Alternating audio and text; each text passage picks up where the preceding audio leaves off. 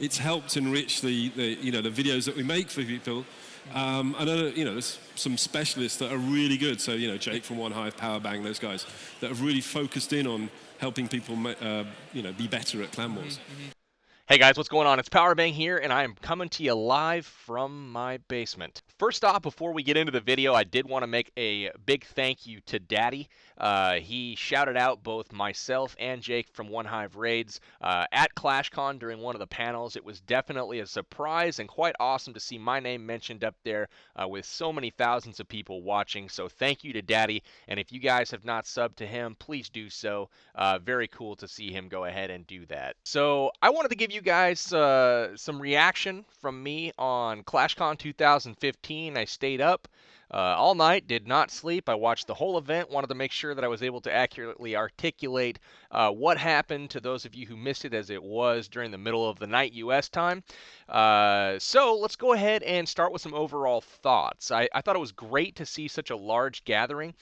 The obvious time, money, and effort from Supercell staff that went into the event was really nice to see. It was also really great to see the representation from the farming community, the trophy pushing community, and the casual and social clashing scene. So let's recap exactly what went down. They took us on a tour of the facility to open the stream, which showed some awesome statues of Hog Riders, P.E.K.K.A.s, and more.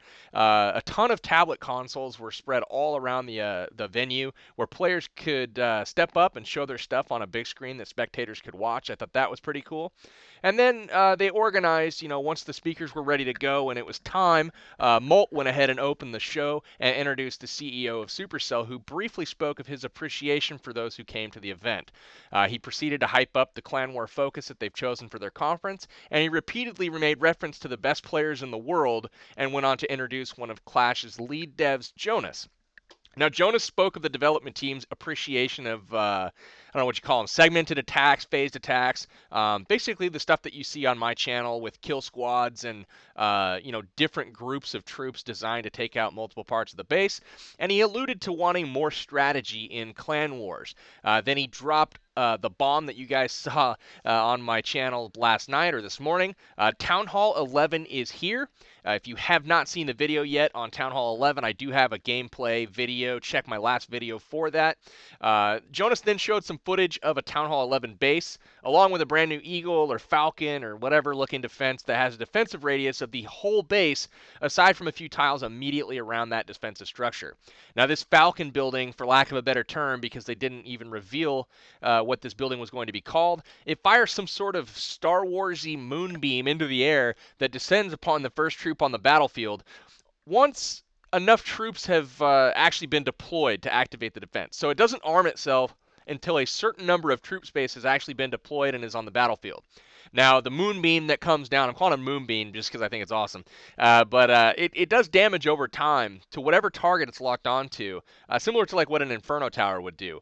And then I'm still unsure how it exactly prioritizes targets. That wasn't discussed. But then a final burst of damage comes down from the sky and does splash damage to everything in the area. Now, it seems like it's quite a bit of splash damage, and it also seems like it might do more to whatever target it's locked onto. I'm not entirely sure. But they showed, in addition to this new defense and Town Hall 11, they showed a new hero that was shadowed out and essentially censored. Now, you couldn't see what the hero was called or what it did. The only clue there is that it cost 6 million elixir, not dark elixir, which I suppose is different and notable from the heroes that we have currently in the game. Other than that, guys, nothing else was really talked about or hinted at from any update standpoint. It's just a very vague statement from the devs claiming that the Town Hall 11 update was just the tip of the iceberg, and it was actually a very small portion of the update, which very well could be true. Now, I've heard a few rumors that have been going around about some of the other stuff that's in the update, but I'm not going to speculate. I'm only going to talk about what I know in this video. After the update news was announced, they went ahead and passed it back off to Molt, Galadon, and Chief Pat. And they got into commentating on a mini clan war tournament between representatives from China, Korea, Finland, Sweden, and even a wildcard team from Spain who won their way in at the event. So each war was a 5v5 setup with 3 Town Hall 10s and 2 Town Hall 9s. They went up against each other in kind of a staged format, basically a quick style clan war. Now, after a few rounds of the tournament were played, nary to be found was a Town Hall 9 3-starring another Town Hall 9. It was all Town Hall 10s dipping down to take out the Town Hall 9s, and a lot of really iffy attacks from the Town Hall 10 level on other Town Hall 10s. I saw 1 or 2 nice raids for, basically all of the clans combined, but the rest was nothing but Go Wipe and Spam Balloonian, and these were the same Clash players that the CEO referred to as the best in the world. Mix in a few forums or panels with groups of Clashers talking about topics such as the leadership of a clan, like how best to lead your clan, or how to win every clan war, and that about wraps up the happenings at ClashCon 2015. So my thoughts on what they put out, I thought the effort and the production value they put into the event was great. It was very cool. I would have loved to have attended. Quite honestly, I expected a lot more when it came to the update news. They claimed right in the official Supercell forums after the last mini update, the one that tweaked the spells like the lightning and the poison and all that. They claimed that there would be a big update to be announced at ClashCon. Well, they really only announced that there would be a Town Hall 11. I suppose that's a big update, but there was no mention of anything aside from the new defense. What's going to be new? Like, there was no information basically given out. So they had the one video on the new, Falcon or Eagle defense, whatever that's going to be called. You can see that again in my last video, but we don't know any of the benefits to come with Town Hall 11 at this point, nor do we know the name of the defense or the new hero that we saw the shadow of, but again, know nothing about. Now, I'm totally good with waiting for update news, but it's just kind of sad how much this event was hyped up without a whole lot of content really to show for it. So it seemed quite obvious to me that they're considering a larger focus on clan wars.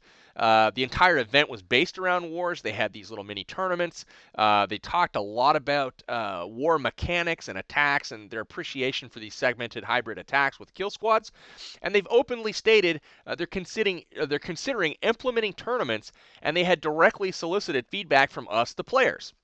Now, I felt like it would have made sense with this huge focus on wars and segmented attacks, hybrid attacks, kill squads, etc., to have someone prominent in the war community in attendance that has vast experience with those types of attacks, to not only participate in the wars to demonstrate how it's actually done, but to provide insight and education on the war panels.